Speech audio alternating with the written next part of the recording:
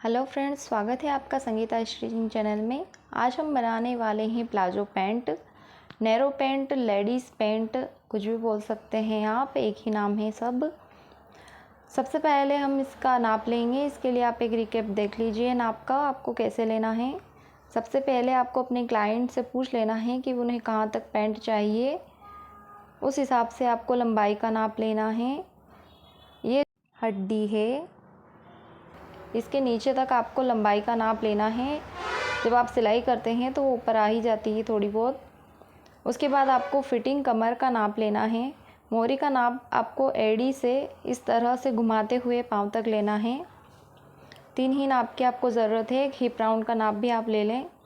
सबसे पहले हम कपड़े पर सीधी इस तरह से स्केल से एक लाइन खींच देंगे। उसके बाद में उस निशान से आपको 2-2 इंच नीचे तक एक निशान लगाना है। अब आपको लंबाई का निशान लगाना है। लंबाई में आपको 2 इंच और प्लस करते हुए निशान लगाना है। 36 इंच मेरी फुल लेंथ है, तो मैं 2 इंच और एक्स्ट्रा करके 38 इंच पर निशान लगा रही हूँ। उसके बाद में आपने जो 2 इंच वाला निशान लगाया था उसे भी आप सीधा कर लें स्केल की सहायता से। ये हमारे बेल्ट जो हम लगाने वाले हैं उसके लिए है। जितने आप प्लास्टिक ले रहे हैं उस हिसाब से आपको ये निशान लगाना है। अब आपको हिप राउंड का चौथाई हिस्सा लेना है। यहाँ पर 40 इंच हिप राउंड है, तो उसमें मैं 2.5 इंच और प्लस करते हुए 12.5 इंच पर यह निशान लगा रही हूँ। जितना भी आपका हिप राउंड है आप उसको 4 भाग कर लें और उसके बाद में 2 या 2.5 इंच उसमें प्लस कर दें। अब हमें आसन का निशान लगाना है। आसन भी आपका उतना ही आएगा जितना आप हिप राउंड में 2 इंच प्लस करेंगे, उतना ही आपका हिप आसन भी आएगा। तो मैंने यहाँ 12.5 इंच पर हिप राउंड का जो निशान लगाया है, मैं आसन का भी 12.5 इंच पर निशान लगा लूँगी। इस निशान को भी हमें सीधा कर लेना है।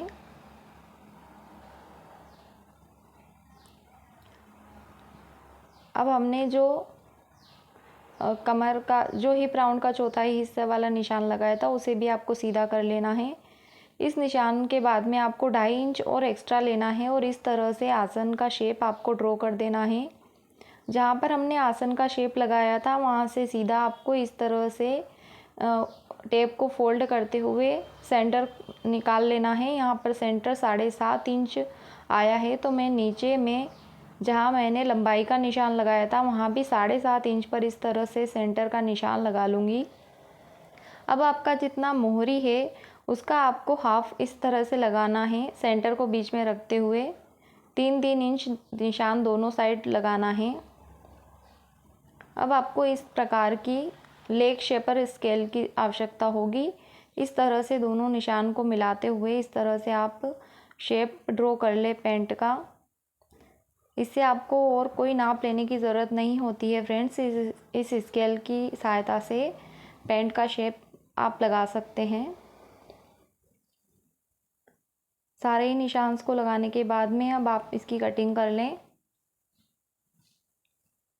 कटिंग करने के बाद अब हम बैक पार्ट की कटिंग करेंगे। तो इस कपड़े को जो हमने अभी आगे वाला पार्ट कटिंग किया था सेम उसको रख लेना है, एज इट इज़ निशान लगा लेने हैं और आसन वाली साइड आपको 2 इंच एक्स्ट्रा लेना है और इस तरह से ऊपर में भी आपको 2 इंच एक्स्ट्रा लेके इस तरह से तिरछा मिला दें आप पहले। 2.5 इंच एक्स्ट्रा आपको आसन से आगे की ओर लेना है और 2-2 इंच आपको लेग की तरफ आपको 2-2 इंच एक्स्ट्रा बढ़ाना है। अब हम इसकी भी कटिंग कर लेंगे।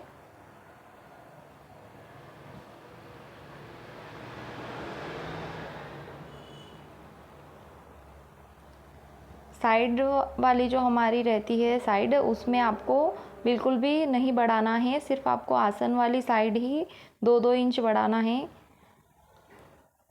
और आसन की मार्जिन के लिए आपको 2.5 इंच बढ़ा लेना है। देख सकते हैं आप कटिंग में किस तरह से कर रही हूँ, वहाँ पे आपको दिख जाएगा एक्स्ट्रा मैंने किस हिसाब से लिया है। ये हमारी पैंट की कटिंग हो गई है। चलिए अब इसकी सिलाई करते हैं। सबसे पहले मैंने फ्रंट वाला पार्ट ले लिया है, उसको आपको आसन को जॉइन करना है, इसलिए आपको सीधी वाली साइड अंदर वाली और रखनी है और बाहर वाली साइड आपको उल्टी साइड रखनी है और इस तरह से आपको हाफ इंच का मार्जिन देते हुए आसन पर सिलाई लगा लेनी है। सिलाई लगाने के बाद एक बार आप इस तरह से खींच लें और उस पर आप डबल से सिलाई लगा दें। फिर छोटे छोटे से कट्स आपको लगा लेने हैं और इस तरह से फोल्ड आपको करना है और ऊपर से आपको एक सिलाई और लगा देनी है।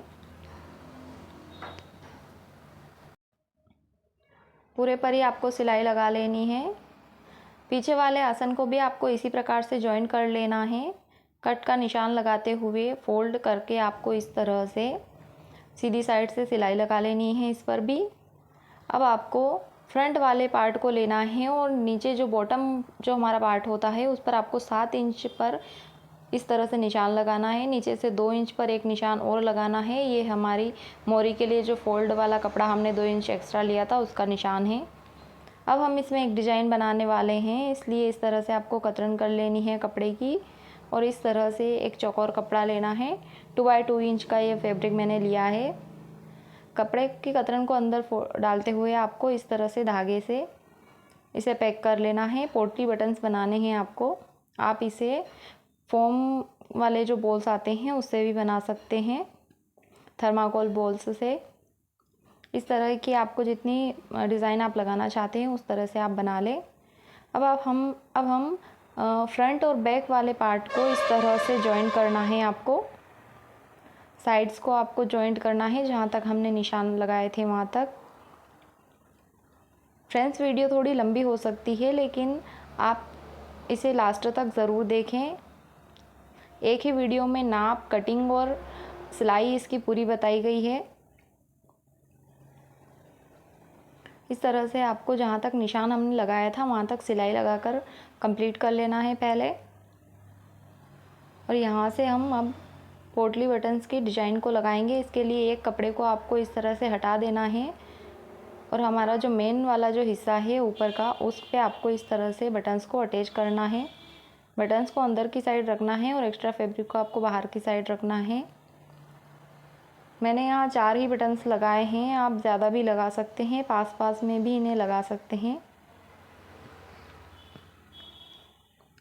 इस तरह से बटन्स को लगाने के बाद में आपको इसके ऊपर से सिलाई लगा लेनी है और नीचे वाली मोहरी तक सिलाई लगाने के बाद में अब आपको इस तरह से फोल्ड कर लेना है। जो 2 इंच हमने एक्स्ट्रा कपड़ा जो लिया था मोहरी के लिए, पूरे पर ही आपको डबल से सिलाई एक बार लगा लेना है। अब आपको इस तरह से इसे ओपन कर लेना है और ऊपर से सिलाई लगा लेनी है। फ्रेंड्स, ये सिलाई आपको जिस साइड आप मार्जिन को रखते हैं उस साइड ही लगानी है। मार्जिन को आपको एक साइड ही रखना है और उस पर इस तरह से सिलाई लगा देनी है। पूरा एंड तक आपको सिलाई लगानी है। अच्छे से सेट करते हुए आप पहले इस पर सिलाई लगा लें।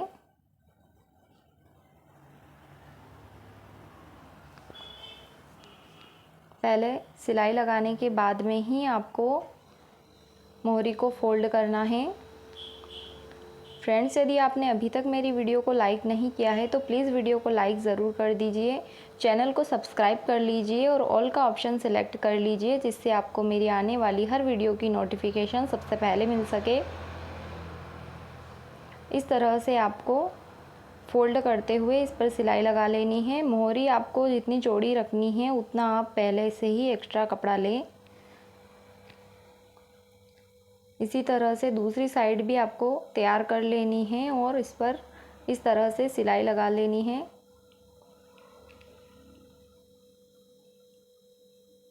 फ्रेंड्स, यहाँ सिलाई लगाने से पहले आप अच्छे से प्रेस भी कर सकते हैं जिससे आपको सिलाई लगाने में कोई दिक्कत नहीं होती है। बार बार आपको देखना नहीं पड़ता है मार्जिन किस साइड है ऐसा।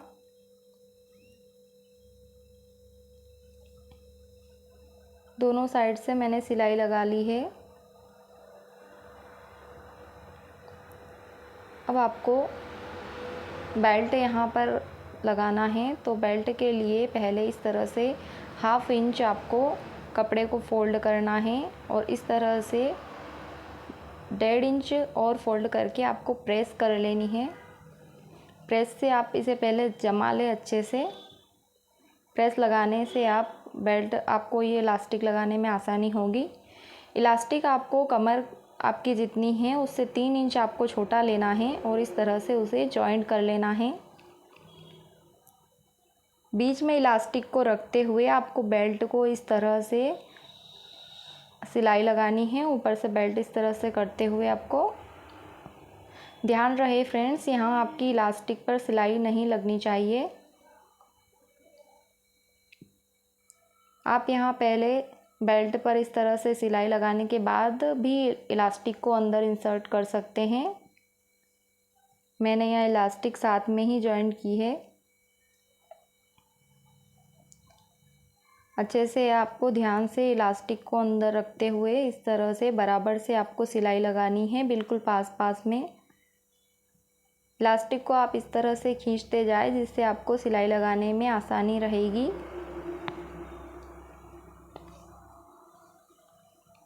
पूरे ही बेल्ट पर मैंने इस तरह से इलास्टिक को जॉइंट कर लिया है।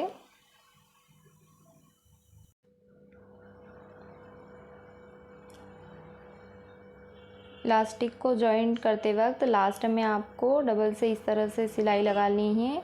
एक्स्ट्रा धागे को कट करते हुए आपको इस तरह से बेल्ट को खींचना है जिससे चारों तरफ इलास्टिक एक जैसी लग जाए आपकी। उसके बाद में आपको इस तरह से दोनों हाथों से इलास्टिक को खींचते हुए एक सिलाई बीच में आपको लगा देनी है, जिससे आपका इलास्टिक या कपड़ा एक जगह इकट्ठा नहीं होगा, सब तरफ एक साथ रहेगा। इसके लिए आपको पहले इस तरह से एक हाथ पीछे की और एक हाथ आपको इस तरह से आगे से खींचना है और पूरे भी बेल्ट पर आपको सिलाई लगाकर कंप्लीट कर लेनी है।